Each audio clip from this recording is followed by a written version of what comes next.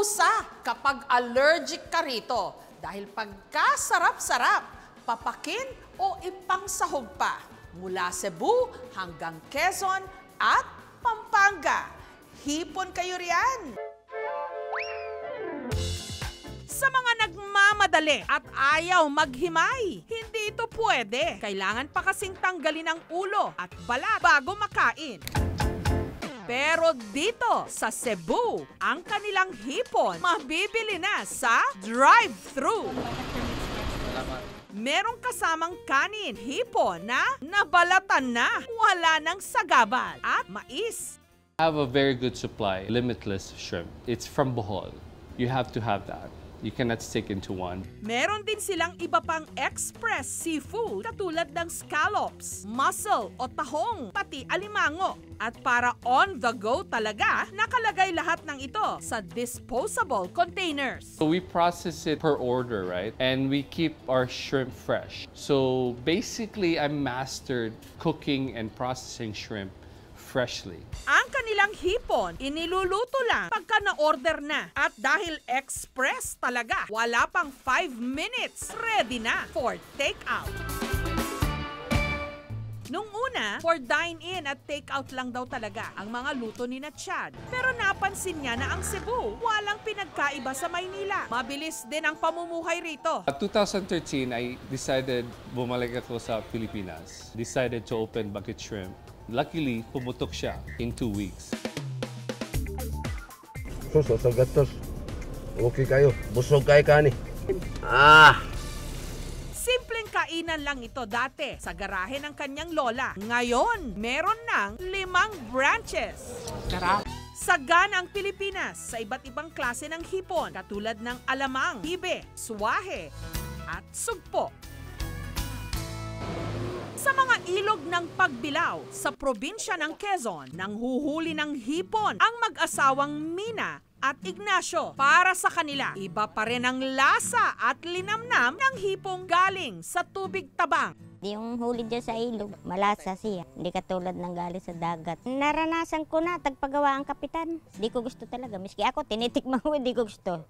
Gumagamit sila ng tain o pain na gawa sa kawayan at nylon. Kita ko sa tatay ko nung una. Nagbabangi siya. Pinapain sa tain. Nagaya ako. Iniuumang yung tain tuwing hapon. Pagdating sa maga, mamamandaw ako maagap. Ay, ako nag-uumang sa gabi, sa hapon. Pinapandaw ko ng araw, maga.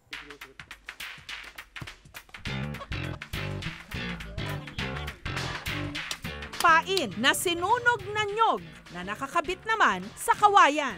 Kaya yan nilulutong ganyan para sa amoy ng hipon. Mabango siya.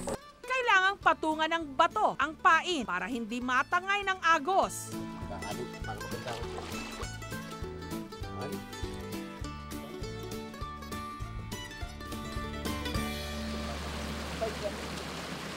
Pagkatapos ng ilang oras, binalikan nilang mga ito. Ayan, meron ng mga huli.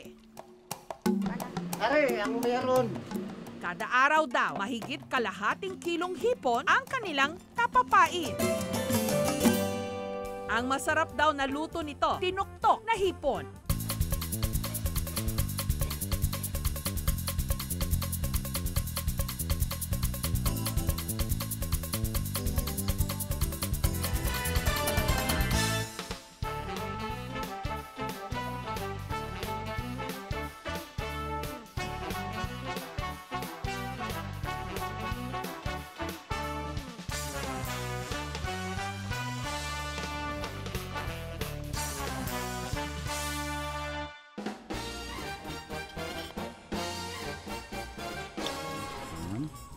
Lasang-lasa yung hipon niya. Siguro kasi hipon na Tagalog ang tawag nila dyan. Yung gata niya at saka yung gabi.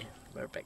Pero kung meron mang putahing hipon na gamay na ng mga tiga Quezon, ito ang kanilang paboritong pinais. Ulam na gawa sa niyog, binalot sa dahon ng saging. Lala sa pulpa sa mga nilula namin. Talagang yun ang naging mana naming pangalan sa hipon na nakabalot sa dahon, pinais talaga. Binalatan muna ang mga hipon, kinuha ang katas ng taba at saka inihalo ito sa kinayod na nyog.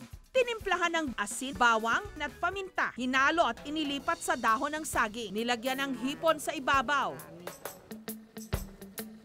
saka binalot Tignan natin sabaw ng buko. at pinakuluan. Matapos ang 2 oras, Ito ang pinais na hipon ng Pagbilao, Quezon. Malinamnam at lasang-lasa yung native na hipon. Sakto lang yung alat at tamis. Tapos lasang-lasa yung gata saka yung hipon.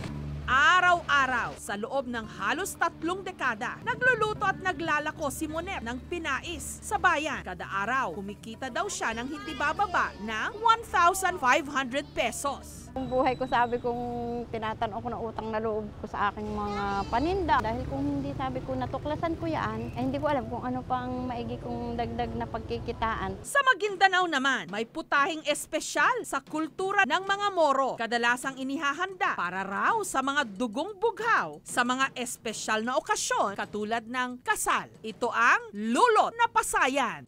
Ang lulot, salitang Magindanawan. Ang ibig sabihin, mabagal na pagluluto. Kailangan kasi ng 3 hanggang 5 oras bago ito maluto. Ayon kay Chef Tato Sangkupan na eksperto sa pagluluto ng mga pagkaing Moro at kasalukuyan ding presidente ng Halal Development Institute of the Philippines, tila pakaunti na raw ng pakaunti ang mga nakakakilala at nagluluto nito.